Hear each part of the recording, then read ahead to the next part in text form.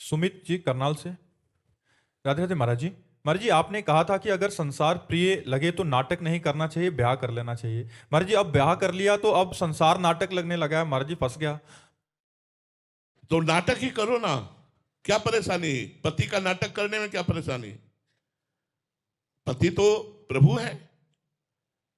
वो पत्नी जो प्राप्त हुई है उसके सामने पति का नाटक करो, पति के कर्तव्य का पालन करो, धर्म पूर्वक धन कमाओ, उसकी कामनाओं की पूर्ति करो, राधा राधा नाम जप करो, बढ़िया पार हो जाओगे। हमें सेवा करनी है क्योंकि भगवान ने दी है, तो आपको भगवान ने पत्नी परिवार रूपी सेवा दी, उसे करो, भागो मत।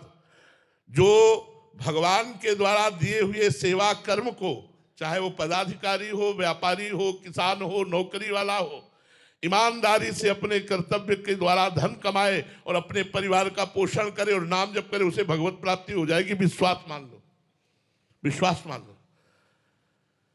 उचित ब्रह्मचर्य का पालन करो और नाम जप करो, बिल्कुल भगवत प्राप्ति हो जाएगी। हमारी बात पर विश्वास करो। कई कई रानियां थी, बहुत वैभव था, लेकिन सर्वश्रेष्ठ अम्बरीश जी भक्त कहे गए कि नहीं? चक्रवर्ती सम्राट अम्बरीश जी। और बहुत सी रानियां थी, एक दो रानियां नहीं, लेकिन भगवान के चरणारविंद में चित्तवृत्ति लगाकर निरंतर भगवत आराधना में रहने के कारण वो इतने बड़े राजा होते हुए भी दुर्वासा जी से श्रेष्ठ उनकी भक्ति निकली। इसलिए हम गृहस्थी को छोटा ना माने।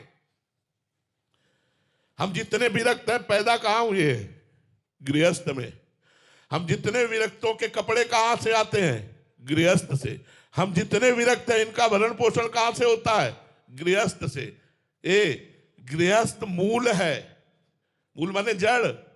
गृहस्थ मूल है, हर आश्रम हर व्यवस्था का मूल है।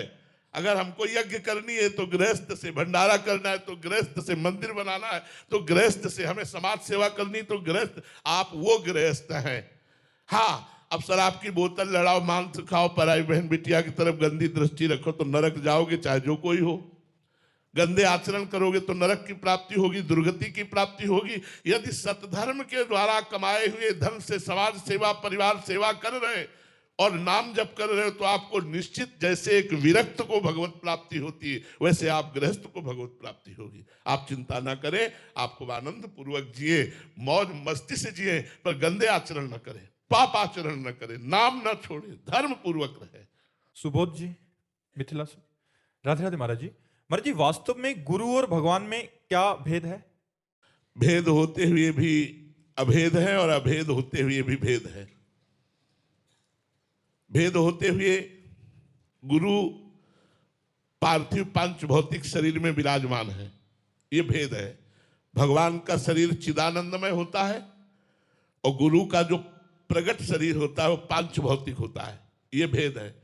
तत्व में जो भगवान है वही गुरुदेव है। गुरु साक्षात परब्रह्म तस्मै श्री गुरुवे नमः। भगवान का देह प्रकृति को अधीन करके प्रकट होता है और गुरु का देह प्रकृति के अधीन होता है। भगवान कर्म बंधन मुक्त प्रकट होते हैं और गुरुदेव का शरीर कर्म बंधन युक्त होता है, क्योंकि किडनी फेल हो गई, कैंसर हो गया, ये सब कर्म बंधनों का ही तो है। तो अभेद होते हुए भेद शरीर को लेकर और भेद होते हुए भी अभेद तत्व को लेकर। तत्व रूप में गुरुर् ब्रह्मा गुरुर् विष्णु गुरुर्देव महेश्वरा, गुरु साक्षात परब्रह्म तस्मै श्री गुरुवे नमः।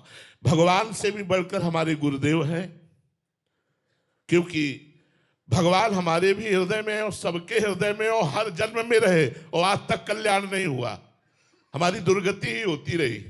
और जब वही हृदय वाले भगवान गुरु रूप धारण किए और हम उनके चरणों का आश्रय लिया और उन्होंने उपदेश किया तो मायामल का नाश हो गया। मोक्ष मूलम गुरु कृपा, उन्हीं की कृपा से मोक्ष हो गया, कल्याण हो गया।